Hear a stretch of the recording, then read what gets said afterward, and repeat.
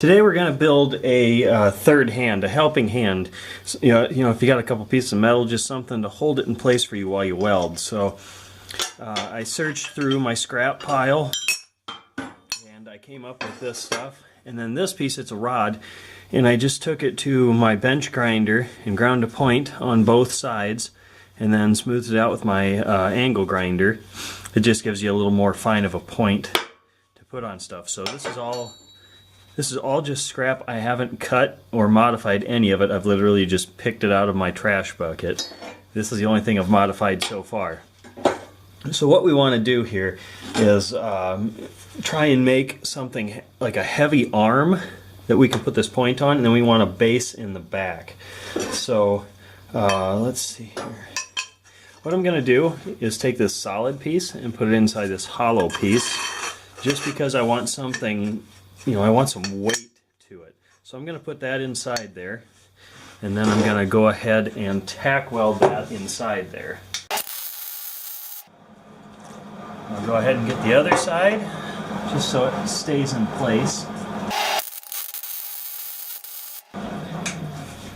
Now what that did is it made it heavier. That's all that was for. If you don't have something to go inside there, you could just use that solid piece. But you want some sort of weight pressing down on your tip here. So let's see here. That just happened to be just about right. What I'll do is I'll weld that on later and grind it down flush. But we're going to put that aside for now, because that is going to form the back side of our arm here. So I want to go ahead and put this piece on here. And if I just lay it down there, it's not quite going to be right. It's not going to be exactly in the center. So what I'm going to do is just take a piece of 1/8 inch scrap metal here,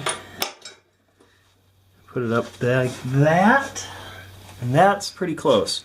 Now at this point you want to think, and you could just use a long bolt or whatever you have. These are made out of junk, just laying around scrap metal, so whatever you've got.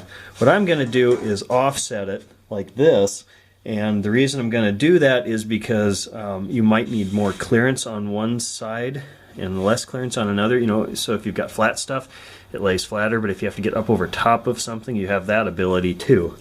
So I'll go ahead and just put a couple of tacks on this after I get my spacer back in place. Make sure it's up and level, about there. There's a bit of a gap there because this is hollow, so you have to try and not melt through the tube when you do this.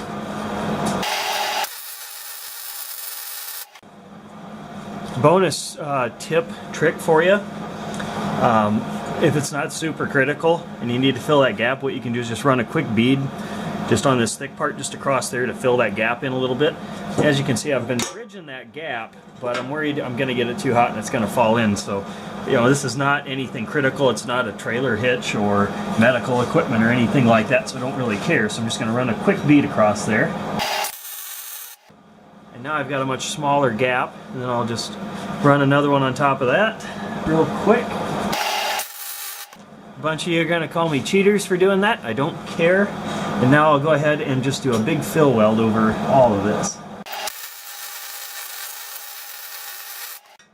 There we go. I think one of my tack welds cracked back here. When that weld cooled, it twisted this away and it popped it. Another bonus fact,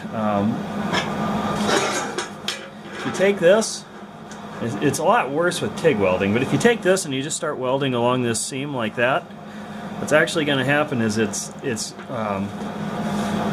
going to pull these together as you weld this way, but it's also going to pull them up like that. That was a big exaggeration just so I could show you how the metal's going to move, but again, that's what's going to happen as you weld that. So I'm just going to clear some of this dust out of here real quick, and I'm going to go ahead and burn a weld in here.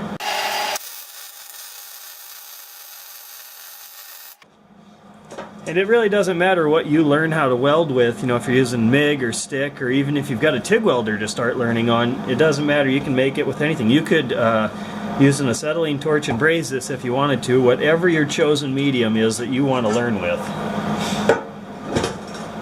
Handy feature of my workbench, I left a space in here to drop stuff through. You can also take entire panels out of this table to drop things through, motorcycle frames or little pieces like this or whatever. Sometimes it's handier to do it this way than to put it in a vise. So this weld's not really necessary, but I started out welding professionally in a food production facility, and we always had to fill in all the seams, so it's just kind of a force of habit, and it's good practice.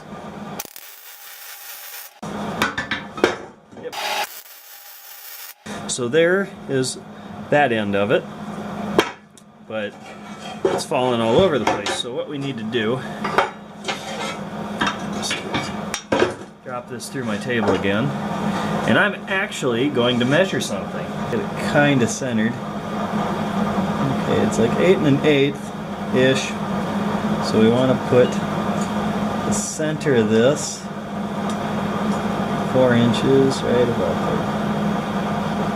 I said I was going to measure it, I mean just kind of eyeball it, get it close. Anyway, so we'll go ahead and make sure it's nice and square.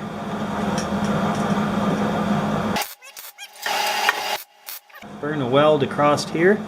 Now when I weld this, it's going to want to try and take that and pull it this way, which is why I tacked it in 4 places, because if I would have just tacked it up here and welded across, it'd still pull away. It would just pivot on those tack welds. So you might want to do opposite corners or do a few extra ones to keep it from doing that.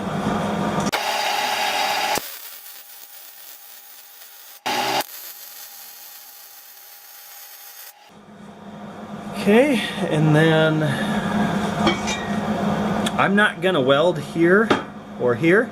There's 2 reasons for that. One of them is, you know, it might be laying down on the table, and if you've got a high spot, it's going to rock back and forth. Another thing is, if you weld a tube completely shut, pressure in there is going to build up, and it might blow out your weld.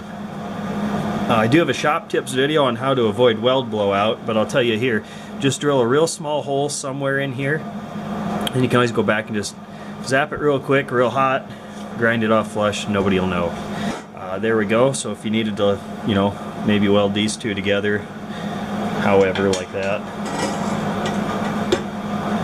it's going to hold those pieces for you so you can weld them. And if you had to get over top of something, or if you needed to get back here to weld, you've got the clearance. So there is our helping hand.